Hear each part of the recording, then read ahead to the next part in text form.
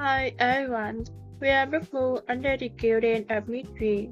Today we dive into the largest part of the cell, Catlike part.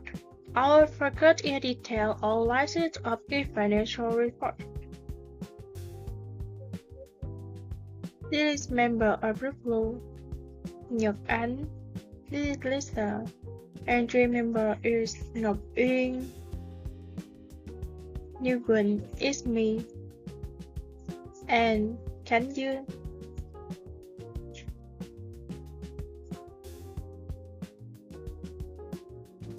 Next part, this is table of contents. And first is introduction.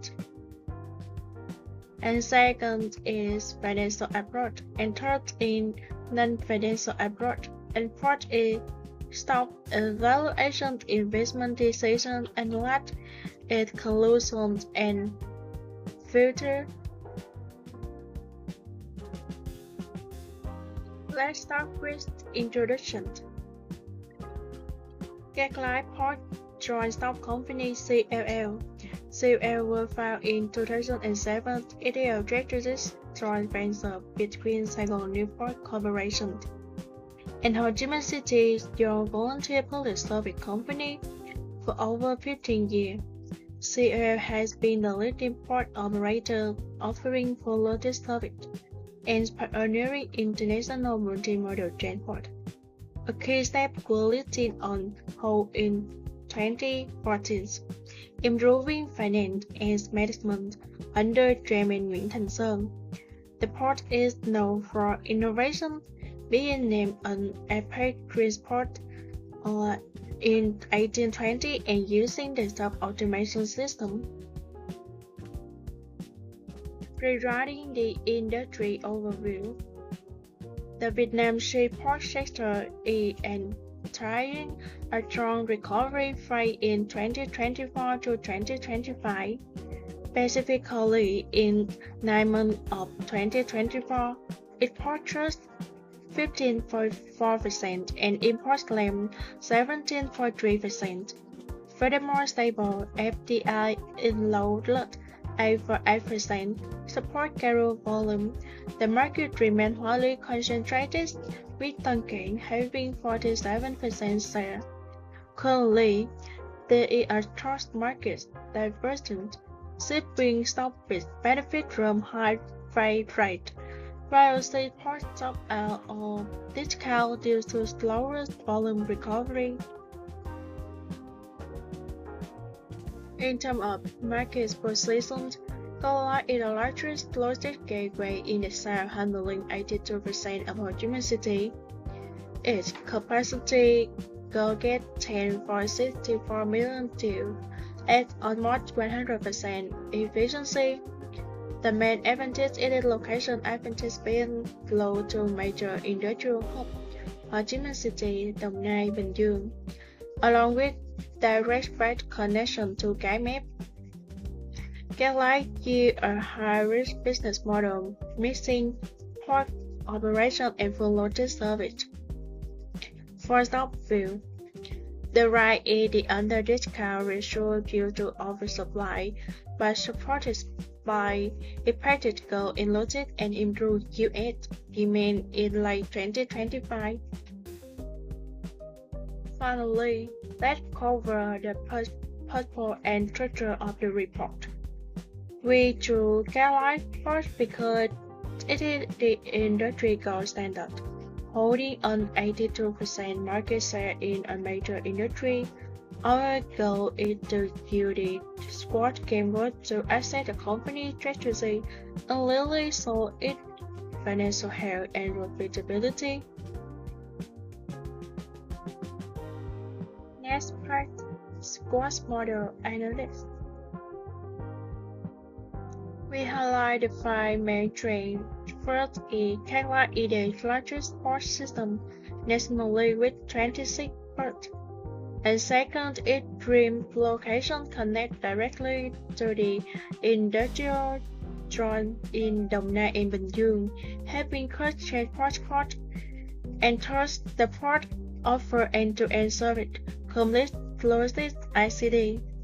And fourth, the force maintained a strong network with major international shipping lines. And finally, Kaklai is a digital range pioneer, boosting its efficiency and reputation. However, Kaklai faces a major weakness. The main issue is bad traffic infrastructure around the port, which cause constant congestion and lower performance. Also, the port cannot handle peak ships due to limited quantity and air restrictions. A result, capacity and land are fully made out. In addition, warehouse UTH 62.3% remain a constraint. Next, there are 5 big opportunities from the outside. And first, new projects like Metro 3 and will deliver on infrastructure push, helping increase rail capacity. And second, there is a clear lane for developing fraud group from the government. And third, Circular 39 allowed the port to address traffic right, raising the right sailing. And port trade is recovering its port up 15.4%, ensuring more cruise flow, and finally, port stop our value achieved. Despite the changes, the port face serious threat. The biggest danger is the shift to deep water port.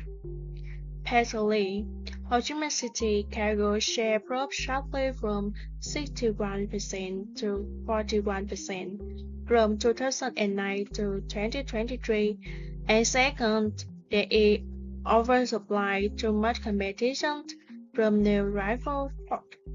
The infrastructure bottleneck caused by a lack of synchronization between road, rail, and inland waterway drive up our floating costs.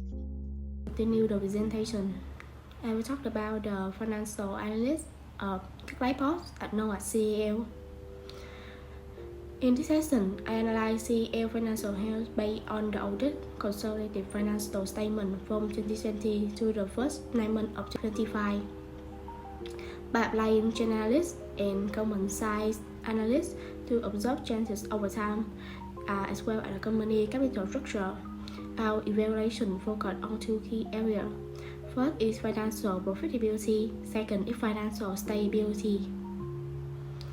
I begin with the analysis of profitability. As you can see in figure 1, during 2020 to 2022, CLL faced a strong impact from COVID-19, especially a decline in revenue. However, an important highlight is that the profit margin increased significantly. In 2022, the revenue dropped by 122.5 billion Việt Nam đồng, but the net profit margin risen to 34.37%, up into 8.9% compared to 2020.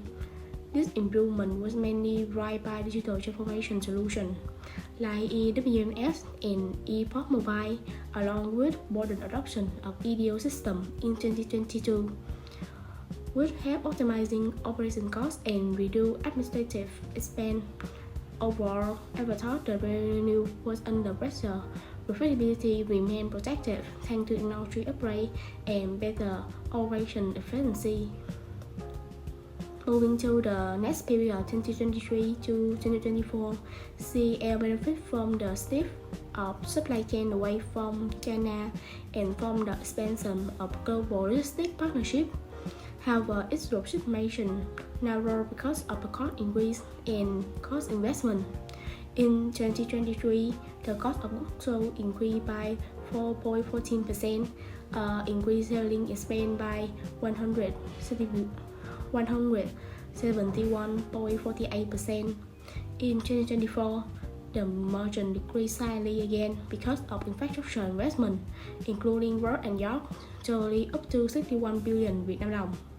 This margin decline mainly reflects a short-term cost pressure and reinvestment activity, not long-term weakness and performance. Despite the profit margin narrowed, CLL asset utilization improved notably, so in better operational efficiency. As you can see, that asset turnover increased from 0.37 in 2022 to 0.45 in 2023 and 0.47 in 2024. This efficiency shows that the service quality investment or right sustainable value creation. Now in account to figure 2, the profitability ratio also shows that IEC indicator improved to 15.51% in 2023 and 15.53% in 2024. By the first 9 months of 2025, net income risen to 1 billion Việt Nam đồng, lifting ROE indicator to 16.5% and the profit margin to 32%. This result indicates that stable cooperation and increasingly effective operation, signaling the beginning of new growth cycle. Next, I will analyze financial stability. As you can see in figure 3, equity consistent extend liability. The graph widened in 2023 to 2024, while debt remains stable. In 2024 to 2025, total assets and liability both increased. Total liability increased due to the divided payable, up into 54 billion Việt Nam đồng. With zero long-term debt and mainly short-term payable. This stable capital structure provides a strong buffer against interest rate and liquidity risk and enhancing financial autonomy. In figure 4, demonstrates that CLL maintains a consistent track record of high cash divided payout, record at 36.8 in 2022, 26% in 2023, and 26.7% in 2024. The payout ratio has risen to 89%, reflecting a strong profitability and commitment to maximizing shareholder cash return. Looking ahead at 2025 to 2030, CLL outlook is very positive. The period is expected to be benefits strongly for major government infrastructure investment, most notably in Ring Road 3, which start construction in 2023, and the new internal port road connect to Ring Road 3 to các lái port begin in 2026. With low debt level and stable operation, CLL is positioned to stable and sustainable growth over long term. CLL maintains a financial position that is safe, efficiency, and sustainable. However, the main challenge are external infrastructure issues rather than internal problem. Expansion is limited by the lack of land in the city and constant traffic congestion at the port access point. The factor delay cargo flow and dry up logistics expense. And that's it. Next part is non-financial by Uyên present. Hi guys, my name is Uyên and now I will continue my team presentations about the non-financial management of CLL. At các lái, CSR is more than just external initiative. It stems from a profound shift in internal governance and leadership. This trend is made by the appointment of Mr. Nguyễn as the full-time chairman in 2024. This signifies a proactive level of accountability. We see the major shareholder moving from a passive monitoring role to one that actively steers strategic decisions toward greater transparency and sustainability. Essentially, this organizational transformation has positioned CSR as a core internal governance driving force. And we move to our first pillar, environmental responsibilities, which is the focus of our non-financial analysis. CLL Green orientation is built on the strong foundations of the 2018 APEC Green Port Award, which naturally aligns the port with the government's plan 710 platform for green port development. This strategic focus reinforces our commitment to be a key partner in the green supply chains and the National Net Zero 2050 roadmap. of green infrastructure investment from 2023 to 2026. We are deploying solar power, currently operating 18 electric ranges and planning an electric vehicle fleet supported by a 2 MW solar power station from 2025 to 2026. Crucially, through digital transformation, we are cutting vessel waiting time by 50% and simultaneously increasing our capacity to 6 million TEU, which is significantly reduced operational emissions. Our commitment extends actively to the communities. The Tân Cảng Sài Gòn Children Program is a flagship initiative, directly supporting over 500 children and providing gifts to more than 2,200 others. We conduct community outreach, including free medical examinations and treatment, and blood donation drives in provinces like Kon. Furthermore, our SNB care application has extended health knowledge to nearly 10,000 users, expanding our social impact digitally. Within the social responsibility pillar, we begin with our commitment to employees. CLL views human capital as the essence of our long-term strategies. We are dedicated to cultivating a work environment that is safe, green, and highly efficient. This is complemented by a comprehensive welfare programs. Professional development is prioritized through regular vocational competitions and dedicated digital training programs.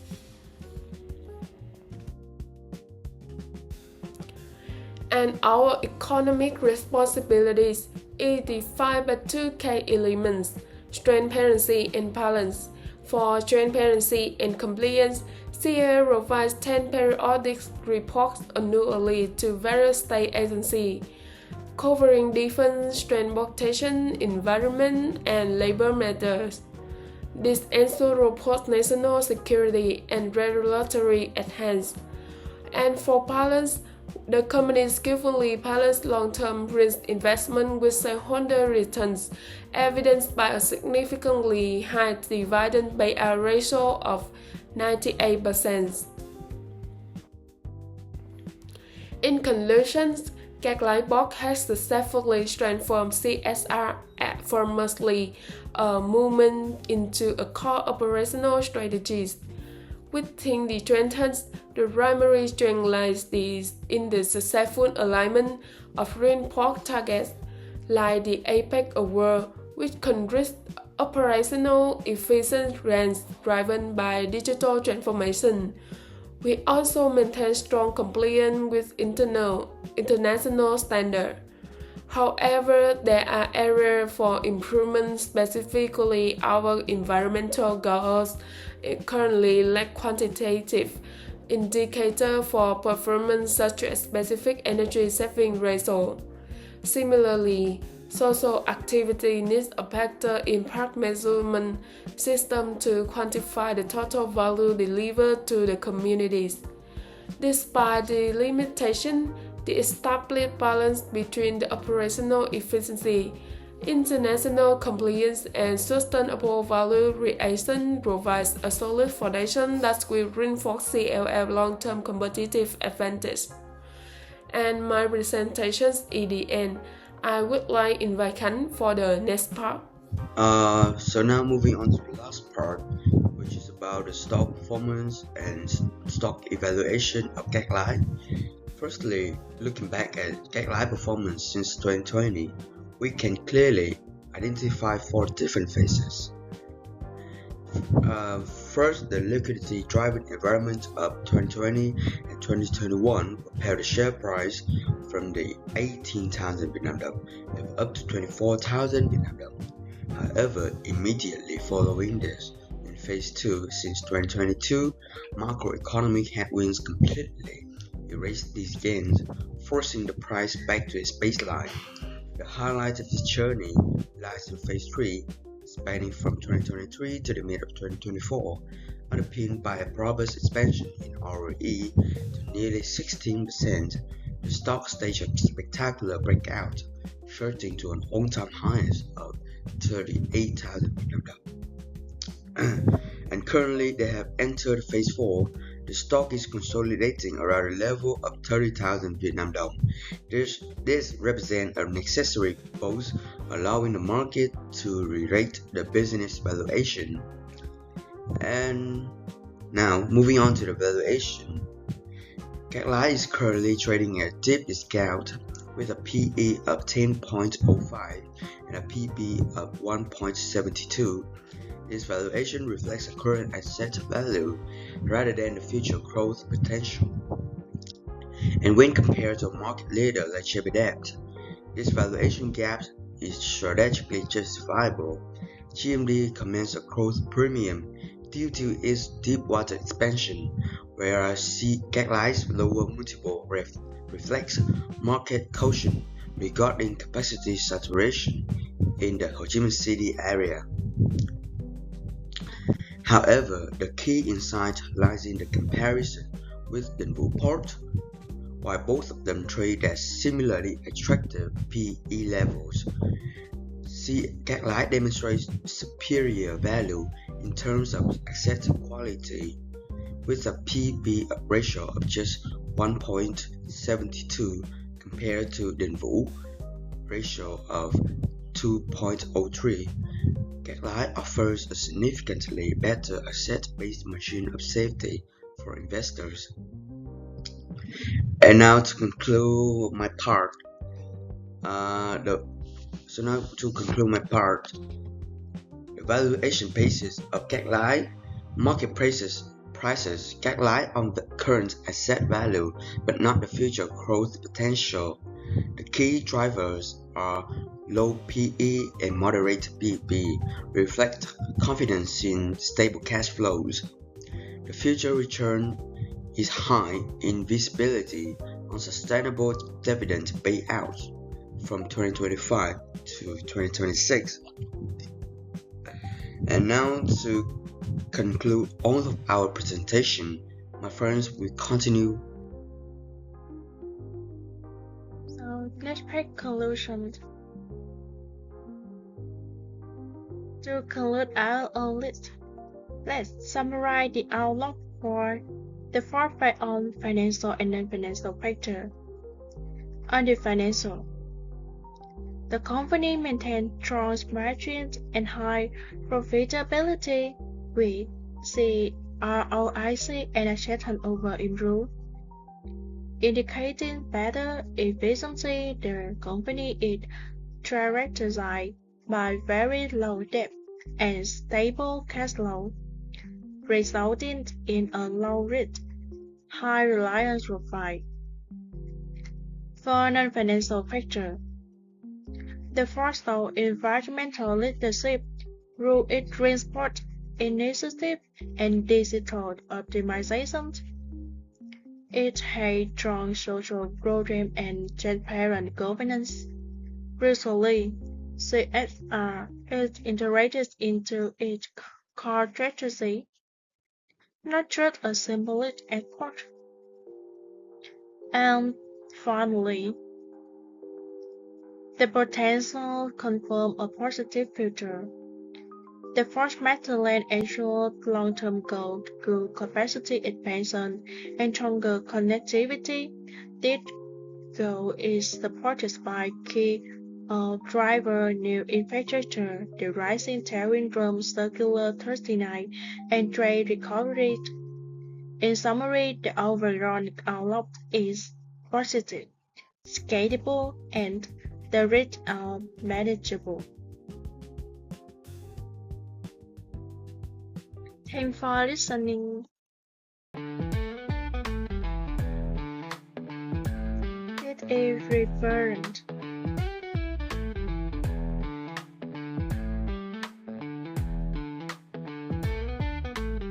Next, it is reference.